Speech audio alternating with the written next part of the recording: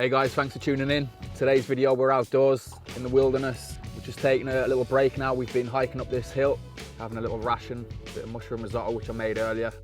The intensity of flavour in this pack is insane. It's amazing in the house, but it's even better when you're sat out here, eating it out of a Milo bag, you know, heating it up in your jet boil. It's perfect. Okay, am I going, am I? Yeah. Okay. Flipping hell. Mushroom risotto. Okay, and in this mushroom risotto, we have mushrooms.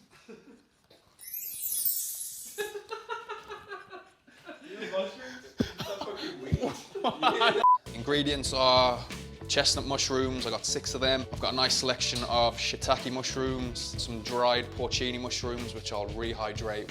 1 large onion, 2 garlic cloves, 1 lemon, got some dried thyme. Good old-fashioned arborio risotto rice, can't go wrong. As our dairy alternative, we've got some single soya cream and about 800 mils of porcini mushroom stock. You can use vegetable stock, but if you can get hold of porcini mushroom stock, get that. It just elevates that flavour a bit more. All right, let's start off with the mushrooms. Nice and chunky. Well, my dad used to make the best risottos, really plain and simple. So I've always used his base risotto as like my go-to, and then, you know, going plant-based, I want to make it more exciting than that. Well, I was never really big on cooking. I never did much of it when my old man was still around, but I guess when he passed, I was left to fend for myself like a little baby, a little puppy. And I just realised how much I loved it. I realised how much I knew just from watching him. Everything I cook or used to cook came from concepts that I used to see my old man do. And then obviously going vegan means I've had to change a lot of that and substitute the meats and the dairy. You know, I'm half Italian, so my heritage comes from that sort of Mediterranean diet. And a lot of the foods I was raised on are, you know, lasagnas and pastas and rich, juicy meatballs and everything you want in life. And there's no reason why I have to give them up, and I haven't. You know, you can get vegan meatballs, you can make them yourself. Pastas are all the same, you know, you just change it up a bit and you learn to enjoy it. Big old onion, cut the end off, and then I saw some French guy on YouTube do this, leaving one end on so that stays intact. I mean, this is one of my favourite meals because it's, you know, it's so simple to make, but it's just packed full of amazing flavour. If you're a mushroom fan like I am, boy, does it taste good. I mean, I haven't got a clue how to cook. On a daily basis, we have 2 to 3 opportunities to fuel our bodies with the right type of nutrients and nourishment. So it's important that we make the most of these opportunities. Now, it's, you know, more often than not, we choose to fuel ourselves with rubbish, unfortunately, and we feel it. And over time, you know, it has an effect on our body. So if you make a conscious decision daily to eat the right things, you know, it's a meal which lasts 20 minutes. So just consciously think about what you put in your body and make sure you're eating the right things. And, you know, if you are vegan, then you know, half the battle's done for you because you're limiting yourself to good foods anyway. Slice the garlic nice and fine. Extra virgin olive oil. You can do it without the oil, but, you know, olive oil is good for you. One thing that's very important to me is having good food out and about with me. For me, the best food is the food I make myself. The benefit of cooking my own stuff is having the ability to sort of cater to my needs. I know I'm going to be burning a lot of calories. I know it's going to be quite energy rich, so I need to make sure that I'm packing my meals full of carbs, full of fats, full of sugars in some cases, and just full of energy. There is this slight stigma with the outdoors. You kind of feel like you're going to starve to death, or you're going to die of dehydration, or, you know, something bad's going to happen. And it is quite fear-inducing and quite intimidating, but if you learn the basics, which I aim to teach, there's no reason why you can't do it and you can't engage with it more. It doesn't have to be on a massive scale. I'm only out for a day today, but I've got the essentials I need for one day, which is enough for any sort of circumstance that Mother Nature might throw at me.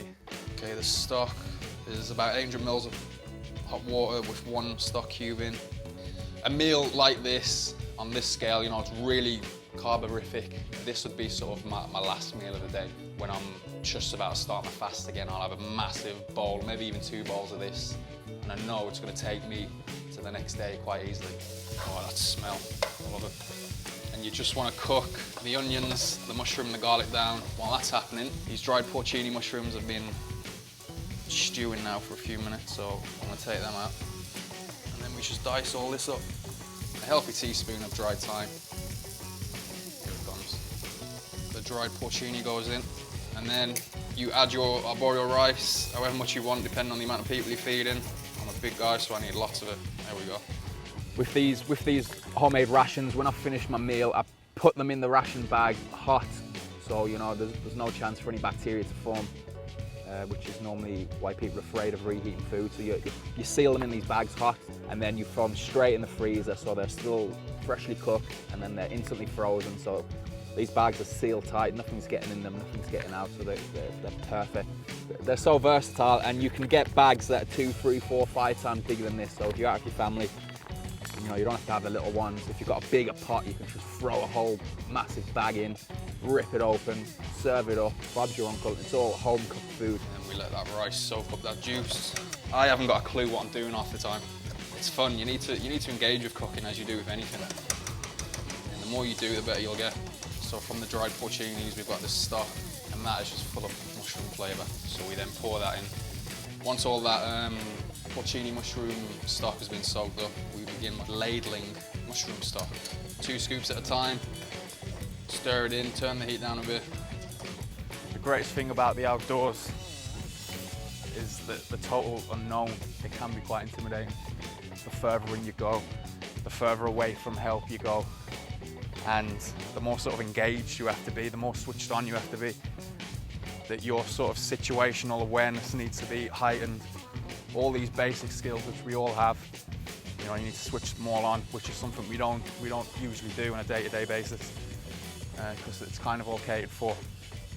But now it's just you and the elements, and it's exciting, it's interesting. We've been going for what, 20 minutes. We've got it sitting on a low heat, and now we just need to finish sort of the garnish, which, you know, you don't have, this is optional, but I always do it. And adding this on top just gives you that sort of meat bite in your mouth, which you might be missing. I mean, the one thing that hit me first when I gave up meat and dairy and I went vegan was the amount of fat I lost from around my belly, from around the midriff, which is where we all struggle losing body weight anyway. Because when you're eating the right foods and you're getting the right nutrients and that your body's nourished in the right way, it can do the right things with that food. Whereas when you eat highly rich, fatty, basically unhealthy foods, the Western diet, it just stores as fat.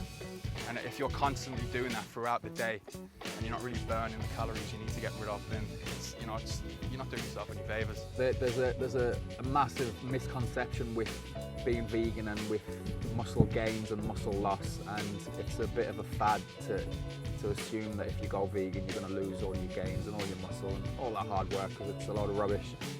If anything, you'll help your body sustain it by feeding it with the right nutrients and nourishments. I mean, you can eat a big juicy burger, yeah, you're getting your protein, but you're getting so much crap and fat as well, so you're not considering what else you're doing to your body. You're just giving yourself the protein you think you need. My experience in the outdoors, from being a meat eater in the military to being vegan now, the way I've sort of felt with it hasn't changed that much, which tells me that as long as you're eating the right things, nothing needs to change. It's all the same for me. It's still as hard as it ever was. It's still as fun as it ever was as well. Okay, and what I do then is a bit of this leftover mushroom stock, and then we don't have to add any oil. Giving up meat was easy. The hard thing to give up was dairy.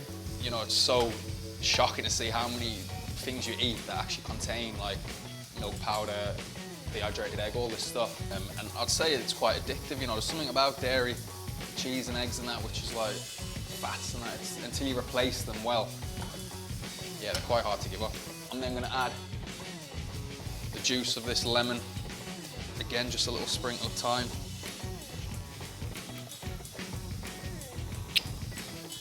Tasty. All right, plenty here. Here's the fried shiitakes. 1, 2, 3.